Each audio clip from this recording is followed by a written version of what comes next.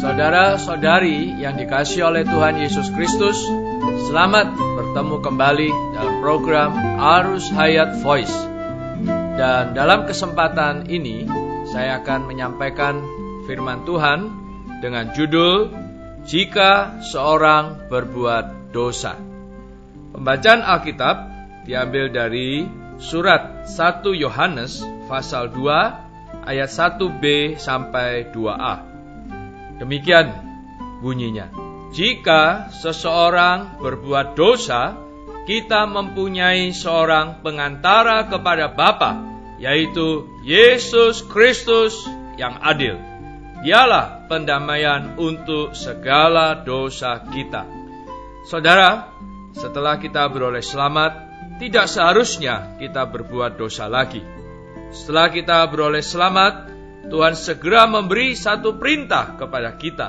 Jangan berbuat dosa lagi. Sebagai orang yang telah diselamatkan, kita sekali-kali tidak boleh tetap hidup di dalam dosa.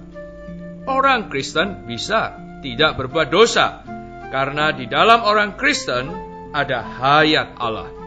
Hayat ini tidak bisa berbuat dosa, dan juga tidak bisa mentolerir dosa sedikit pun.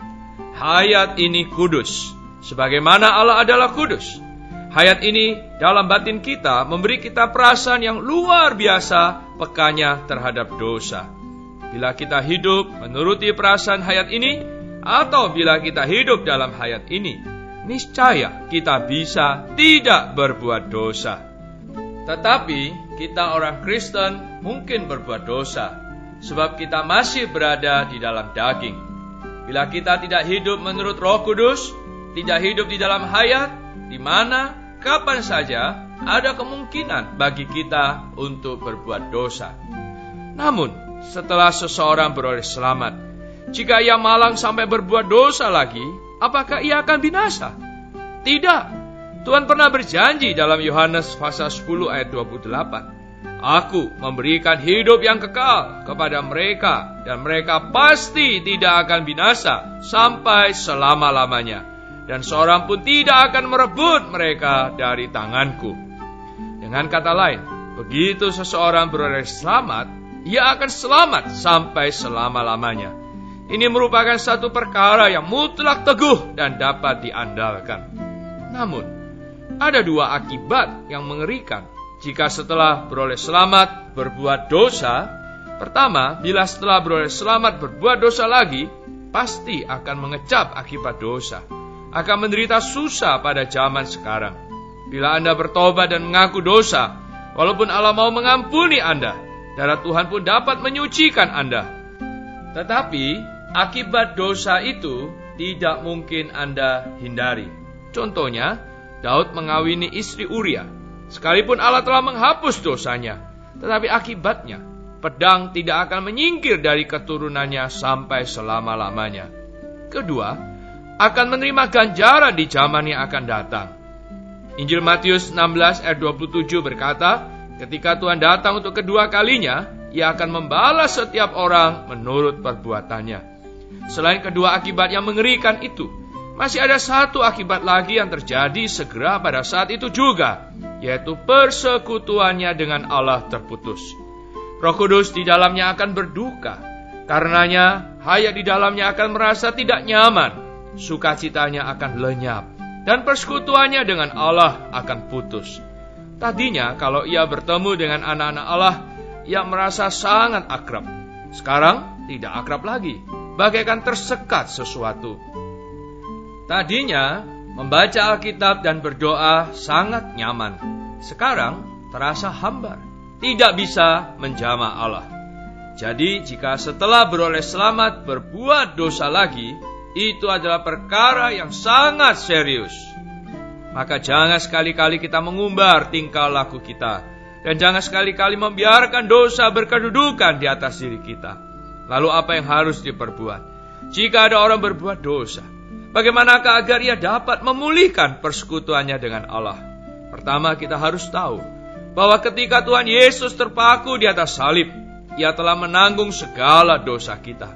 Dosa-dosa yang telah kita lakukan seumur hidup kita, baik yang telah lampau, yang sekarang, maupun yang akan datang. Semuanya telah ditanggung Tuhan di atas salib. Di atas salib, Tuhan menanggung dosa-dosa yang kita lakukan seumur hidup kita. Walaupun ketika kita beroleh selamat, dalam pengalaman kita hanya merasa beroleh pengampunan atas dosa-dosa yang telah kita perbuat di masa lampau. Tetapi dalam faktanya, Tuhan telah menanggung segala dosa kita. Dosa-dosa yang kita perbuat setelah kita diselamatkan juga tercakup di dalamnya.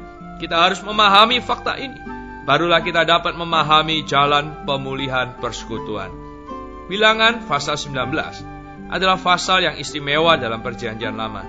Di sana ada seekor lembu betina merah. Lembu ini bukan untuk menanggulangi keperluan dewasa ini, melainkan untuk menanggulangi keperluan di masa yang akan datang. Ini merupakan sesuatu yang istimewa.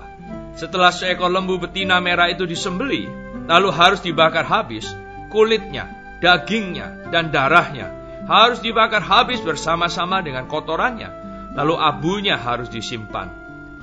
Fungsi abu adalah sebagai penghapus najis, yaitu sebagai persiapan demi keperluan bila terjadi kenajisan di kemudian hari. Ini memperlihatkan aspek lain dari pekerjaan penebusan Tuhan Yesus. Dalam pekerjaan penebusannya, Ia telah menyediakan persediaan untuk menanggulangi segala kenajisan dan dosa kita yang akan datang.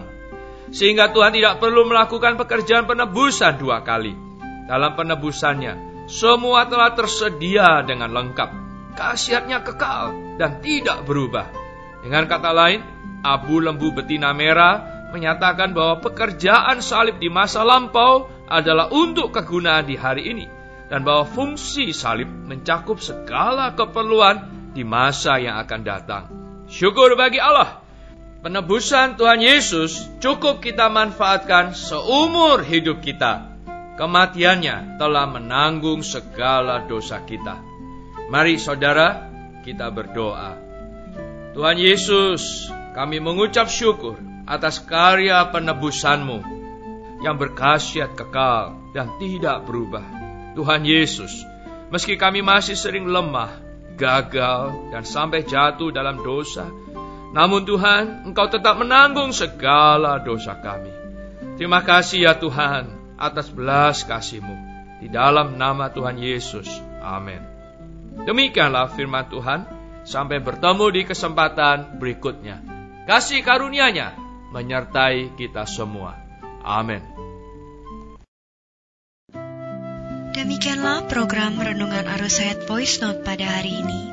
Dan jika Anda tertarik untuk memiliki renungan firman seri-seri sebelumnya, serta mendapatkan info mengenai sosial media lainnya di area Anda dapat menghubungi kami via SMS di nomor 0877 77 11 4777 atau mendownload di website kami di www.pemulihan.or.id.